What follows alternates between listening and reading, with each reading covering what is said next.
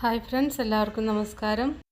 അപ്പോൾ നല്ലൊരു ബ്രേക്ക്ഫാസ്റ്റ് അല്ലെങ്കിൽ ലഞ്ചായിട്ടും ഡിന്നറിനും ഒക്കെ കഴിക്കാൻ പറ്റും. സ്നാക്സിൻ്റെ ടൈമിലൊക്കെ കഴിക്കാൻ പറ്റുന്ന ഒരു അടിപൊളി പലഹാരമാണ് കാണിക്കുന്നത്. ഇതിൻ്റെ ഒരു സ്പെഷ്യാലിറ്റി എന്ന് പറഞ്ഞു കഴിഞ്ഞാൽ ഇത് സുറിയാനി ക്രിസ്ത്യൻസിൻ്റെ ഒരു കലത്തപ്പാണത്. അപ്പോൾ അത് അവർക്ക് അറിയാവുന്നവരുണ്ടെങ്കിൽ താഴെ ഒന്ന് കമൻറ്റ് ചെയ്യൂ കേട്ടോ. അപ്പോൾ ഇത് ഇൻസ്റ്റൻ്റായിട്ട് ഉണ്ടാക്കുന്ന ഒരു പലഹാരമാണ്. ഇതിൻ്റെ ടേസ്റ്റ് എന്ന് പറഞ്ഞാൽ നല്ല സൂപ്പർ ടേസ്റ്റാണ്. അപ്പോൾ നിങ്ങൾ എന്തായാലും ഒരു പ്രാവശ്യമെങ്കിലും ഉണ്ടാക്കി നോക്കണം കേട്ടോ. അത്രയും ടേസ്റ്റുള്ള ഒരു സംഭവമാണ്. അപ്പോൾ നമുക്ക് കണ്ടു നോക്കാം എങ്ങനെയാണ് ഉണ്ടാക്കുന്നതെന്ന്. അപ്പോൾ നമ്മുടെ ചാനൽ സബ്സ്ക്രൈബ് ചെയ്യാത്തവരെ ഒന്ന് സബ്സ്ക്രൈബ് ചെയ്യാനും ഫോളോ ചെയ്യാനൊന്നും മറക്കണ്ട.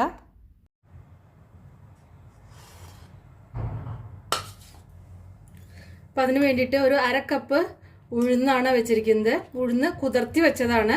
ഒരു 2 മണിക്കൂർ 2-3 മണിക്കൂർ നന്നായിട്ട് കുതിരണം, അത്രയേ ഉള്ളൂ. 2-3 മണിക്കൂർ കുതിർത്തി വെച്ച് കഴുകിയിട്ട് കുതിർത്തി വെച്ചതാണ് കേട്ടോ. അപ്പോൾ ഈ ഉഴുന്ന് ഇനി നന്നായിട്ട് നല്ല മിനുസത്തിൽ ഒന്ന് അരച്ചെടുക്കണം. അപ്പം ഞാനിത് അരച്ചെടുക്കട്ടെ. ഒന്ന് അരച്ചെടുത്തിട്ടുണ്ട് കേട്ടോ. മയത്തിൽ അരച്ചെടുക്കണം. വെളിച്ചെണ്ണയിൽ വറുത്തെടുക്കാനുള്ളതാണ്. ഒരു അരക്കപ്പ് നാളികേരക്കൊത്ത്, ഒരു 15-20 ചെറിയ ഉള്ളി, കുറച്ച് കറിവേപ്പില, കുറച്ച് പച്ചമുളക് കേട്ടോ. ഇനി ഇതിലേക്ക് ഒരു അരപ്പ് റെഡിയാക്കണം. അതിന് വേണ്ടിയിട്ട് 1 കപ്പ് തേങ്ങയാണ് എടുത്തിരിക്കുന്നത്.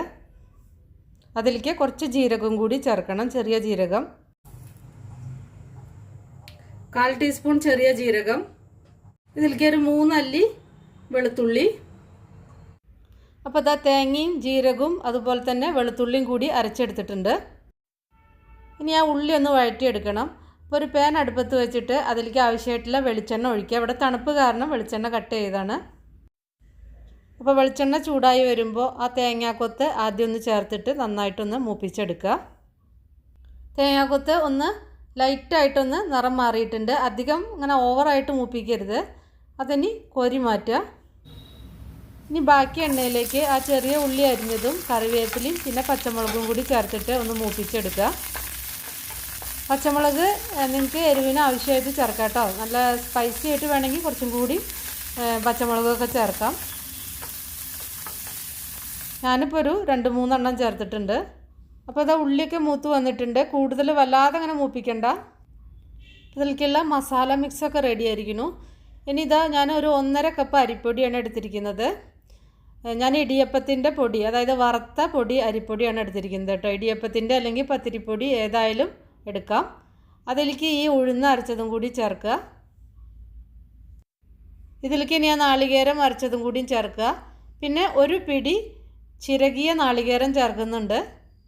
അതായത് ഒരു 1/4 കപ്പാണ് ഞാൻ ചിരകിയ നാളികേരം ചേർത്തിരിക്കുന്നത്. ചിരകിയ നാളികേരം ഇങ്ങനെ ഫ്രഷായിട്ട് ചേർക്കുമ്പോൾ അതിന് നല്ലൊരു ബൈറ്റ് കിട്ടും, നല്ലൊരു ടേസ്റ്റുമാണ്. ഇത് നിങ്ങൾക്ക് നാളികേരം അധികമാണെന്നൊന്നും തോന്നണ്ട കേട്ടോ. അത് ഉണ്ടാക്കി കഴിഞ്ഞാൽ നല്ല ടേസ്റ്റാണ്. അപ്പോൾ അതിനാവശ്യമായിട്ടുള്ള നാളികേരം മാത്രം തന്നെ ഞാൻ ചേർത്തിട്ടുള്ളൂ. ഇതിലേക്ക് ഇനി ഒരു ലേശം മഞ്ഞൾപ്പൊടി, ഒരു കളറിന് വേണ്ടിയിട്ടാണ് മഞ്ഞൾപ്പൊടി ചേർക്കുന്നത്. പിന്നെ ആ നാളികേര കൊത്തും കൂടി ഒന്ന് ചേർക്കുക. പിന്നെ നമ്മൾ ആ മൂപ്പിച്ച് വെച്ച ഉള്ളിയും പിന്നെ പച്ചമുളകും കറിവേപ്പിലയും അതൊക്കെ ചേർത്തിട്ട് നന്നായിട്ടൊന്ന് മിക്സ് ചെയ്യുക. പിന്നെ ഇതിലേക്ക് ആവശ്യത്തിനുള്ള വെള്ളം ഒഴിക്കുക. ഇതൊരു തിക്ക് ബാറ്ററായിട്ട് വേണം ഉണ്ടാക്കിയെടുക്കാൻ, അതായത് ഒരു ഇഡ്ഡലി മാവിൻ്റെ ഒക്കെ ഒരു കൺസിസ്റ്റൻസി. അപ്പോൾ അതിലേക്ക് ആവശ്യത്തിന് ഞാൻ ഉപ്പ് കൂടി ചേർത്തിട്ടുണ്ട് കേട്ടോ. ആദ്യം ഉപ്പ് ചേർത്തിട്ടുണ്ടായിരുന്നില്ല, ഉപ്പ് ഇപ്പോഴാണ് ചേർത്തത്. അപ്പോൾ ഉപ്പ് കൂടി ചേർത്തിട്ട് നന്നായിട്ട് നല്ല കട്ടിയുള്ളൊരു ബാറ്ററാക്കിയിട്ട് എടുക്കണം. ഇപ്പോൾ ഇതാ ബാറ്ററൊക്കെ റെഡി ആയിട്ടുണ്ട്. ഈ ഒരു കൺസിസ്റ്റൻസിയാണ് ഇതിന് വേണ്ടത്. വല്ലാതെ അങ്ങനെ ലൂസാവരുത്. അപ്പം പോലെയാണ് ചുട്ടെടുക്കുന്നത്. ഇത് റെസ്റ്റ് ചെയ്യാനൊന്നും വെക്കേണ്ട ആവശ്യമില്ല കേട്ടോ. അപ്പോൾ ആ ഉള്ളി വഴറ്റിയ സെയിം പാനിൽ തന്നെയാണ് ഞാൻ ഉണ്ടാക്കുന്നത്. അപ്പോൾ അതിലേക്ക് ഞാൻ 1 സ്പൂൺ വെളിച്ചെണ്ണ ഒഴിച്ചിട്ടുണ്ട്. അധികമൊന്നും വേണ്ട, ലേശം വെളിച്ചെണ്ണ മാത്രം ഒഴിച്ചാൽ മതി.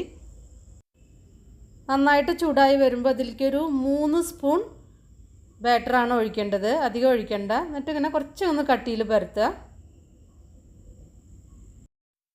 ഇതിൻ്റെ മീതെ കുറച്ച് തേങ്ങാക്കൊത്തും അതുപോലെ തന്നെ ആ ഉള്ളി വറുത്തതും ഒന്ന് ഞാൻ വിതറുണ്ട്. ഞാനൊരു 2 സ്പൂണ് മാറ്റി വെച്ചിട്ടുണ്ടായിരുന്നു കേട്ടോ. അതാണ്, ഇത് വേണമെന്നില്ല. ഞാനിപ്പോൾ ഫോട്ടോ എടുക്കുമ്പോഴൊക്കെ ഒരു ഭംഗിക്ക് വേണ്ടിയിട്ടാണ് ചെയ്തത്.